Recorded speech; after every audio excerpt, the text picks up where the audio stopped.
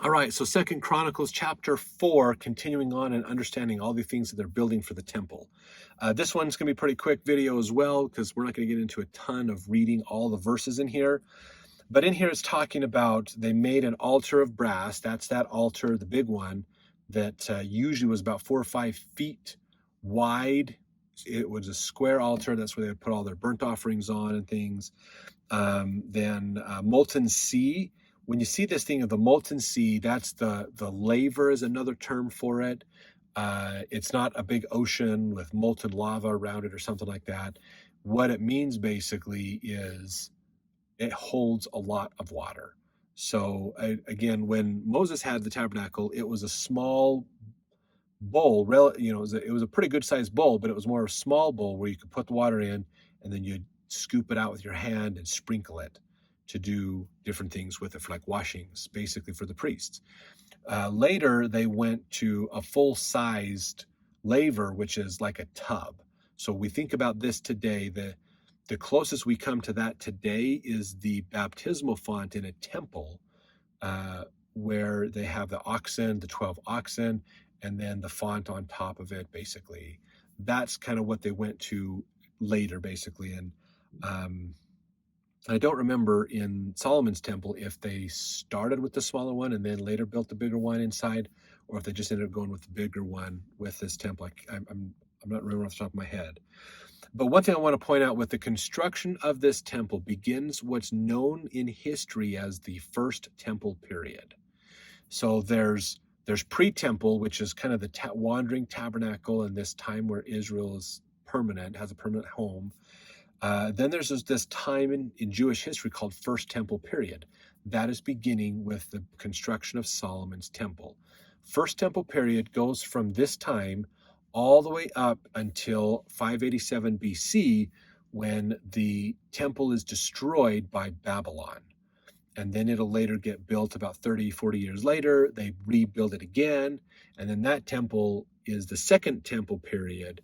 And that lasts until the Romans destroy it in 70 AD, basically. So that's, if you ever hear that term, First Temple period, Second Temple period, when you talk about ancient writings and things, that's what it means, basically. So that's just an important point to understand. So this one, actually, here's verse 4. You can see in here the 12 oxen looking out. So this was the bigger one that they did in here. They didn't start with the smaller one first. I think they still had the smaller one, but they also had the bigger one here, like I talked about. So this is getting into how big was it? How deep was it? How did it work? What did they do with it? The candlesticks of gold, that what we also call a menorah today, are these candlesticks, basically. If you're familiar with the Jewish tradition of menorah, they light the candle each day as they go down, and the one in the middle is a little bit taller. That's patterned after the candlestick that Solomon had in his temple, but also that originally came from Moses' time, basically. In verse 9, he talks about, furthermore, he made the court of the priests and the great court. So remember, there's the holy place, which is a small square building with pillars around it that was inside the greater tabernacle of the congregation. So there's the outer wall of the tabernacle of the congregation. That's where the most people went. And then there was the inner structure that was the holy place where the priests could go. Then inside the holy place was, the back of it was the Holy of Holies, separated by a veil, basically. So they're talking about the different rooms that were in here.